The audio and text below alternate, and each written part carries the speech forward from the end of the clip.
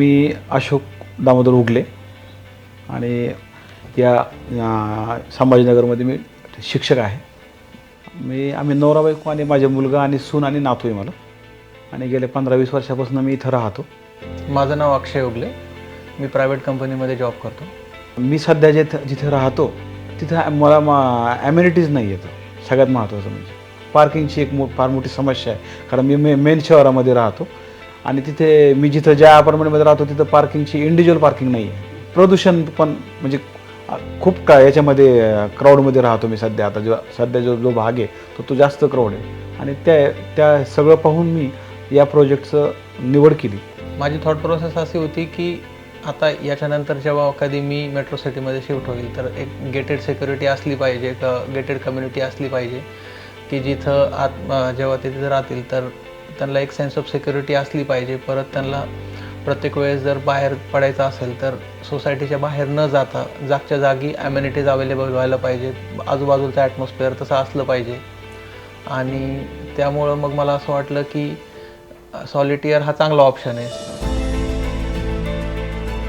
So this is definitely a good chance of having life upgrade without leaving the city. Like this is hardly 3 or 2 kilometers from station, so you don't get that feeling that I am living far away from the city. You also get that sense of security कि okay, city is approachable me in case of any emergencies. All hospitals are nearby. Plus, like project is like they are building in such a way that all the amenities and the necessary like basic things like groceries, small OPDs are going to be around.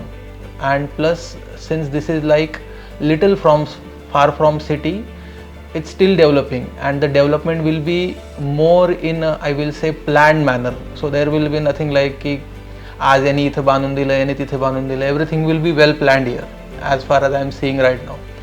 So yes, this is a life, like I will say this is like very good choice if someone wants to come out of the city but not like very far from the city as well.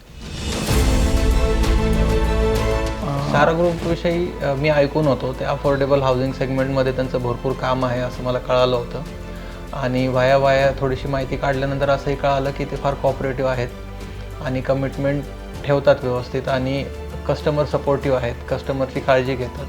एकदा registry पूर्ण झाली की त्याच्या पुढच्या प्रोसेससाठी ते फार जास्त व्यवस्थित सपोर्ट करतात असं कळालं. आणि नाद ग्रुप तर म्हणजे आम्ही इथलेच बॉर्न अँड ब्रॉट अप असल्यामुळे त्यांचं नाव आम्ही पहिल्यापासून ऐकलेलंच होतं. मग जेव्हा इन्क्वायरी केलं तेव्हा कळालं की this is funded by Naad group and I think designed by Sara group असं काहीतरी मी वाचलं होतं.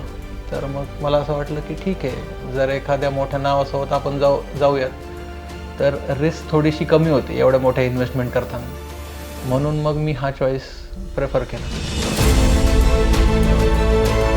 तर इथं घर बुक केल्यामुळं असं वाटतंय की ठीक आहे, आता आपल्याला इथे येऊन राहायचं आहे. ॲम्युनिटीज वगैरे मेंटेन होतील व्यवस्थित कारण की खूप मोठ्या बिल्डरचा प्रोजेक्ट आहे. आणि येणारा क्राऊड जो आहे, ज्या क्राऊडसोबत राहायला आम्हाला आवडलं असतं तो क्राऊड आम्हाला इथे भेटेल अशी मला अपेक्षा आहे. ह्या सगळ्या गोष्टी पाहूनच, कारण आम्ही दोघंही नवरा बायको आता 3-3 वर्षांनी रिटायर होतो आहे आणि मग प्रत्येक वेळेस बाहेर कुठं जाणार तुम्ही?